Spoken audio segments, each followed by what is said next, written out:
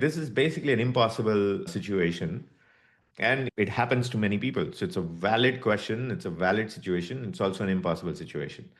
In the sense that there is no, here's one weird trick that you never heard of that is all of a sudden going to address your problem, right? So, whatever the solution might be for your situation, you know the solution. The question to ask, perhaps two questions to ask, is how much of this do I secretly actually want to hold on to? Meaning, how much of this kind of busyness and this kind of being in this managing coordination and execution efficiency with cross functional partners, how much of this do I actually want to continue deep down? Okay, because you'll find that a very large percentage of people are in, kind of managerial roles, a middle manager, senior manager, that kind of thing. So a lot of middle senior managers, they kind of want to hold on. The very thing that they say they hate, they actually want to hold on to it.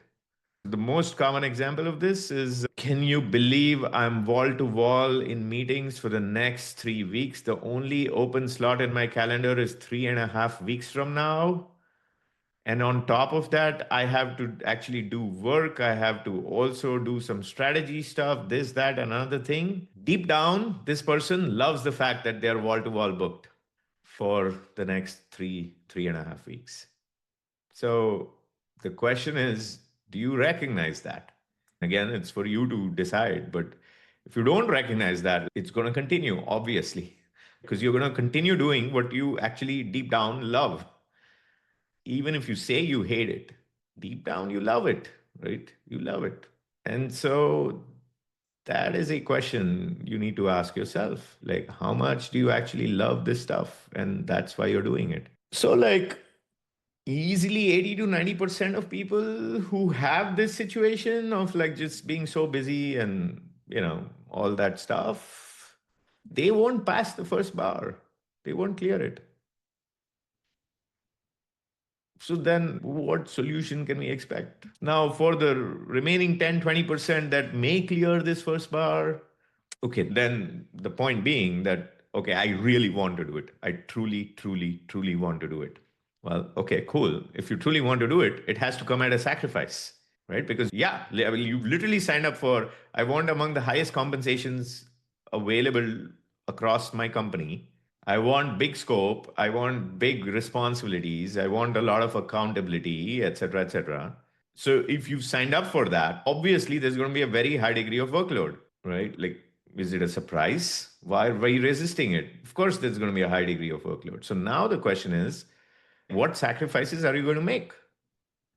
And what that sacrifice means is you will have to drop something. And dropping that something is going to be a major sacrifice. So, what executive staff meetings where you basically waste your time, but you show up to get FaceTime with your CEO? Which ones of those do you want to drop? Sacrifice, right? No, no, no, I can't drop that because my next promotion is okay, cool, fine. Okay, next. Which offsites are you just going to decline? Because they are basically a waste of time. Oh, no, no, I can't do that because, okay, cool. All right. Which of these cross functional partner execution efficiency, managing coordination things do you want to delegate to someone on your team? And to what degree are you willing to sign up to coach them on doing a good job on that? Well, I can't do that because then my cross functional partners will be like, why isn't my peer showing up? Or I can't do that because then, I won't get credit for the work that gets done. Or I can't do that because I can't have that conversation with my boss to explain to him or her why I'm not showing up for some of these execution meetings. Okay, fine. Your choice, right? So delegation is a choice that you have. Okay. And associated with that, there is a skill that needs to be developed, both what to delegate and how to delegate it, which is a communication skill at its core. So if delegation is not working for you, well, it's a communication problem with you. Now, do you want to solve it? Again, that's up to you, right? Do you want to accept it? Do you want to solve it? It's up to you. Abstinence from these stupid corporate rituals Not all of them, but some of them, many of them, is a choice, but also a sacrifice. Highly opinionated prioritization that you're only going to focus your time on these three product priorities, or these two product priorities, or this one product priority, or these four product priorities. And you're willing to stand behind that and talk to the CEO, talk to your boss, whoever, about why you're focused on just those things is a sacrifice, right?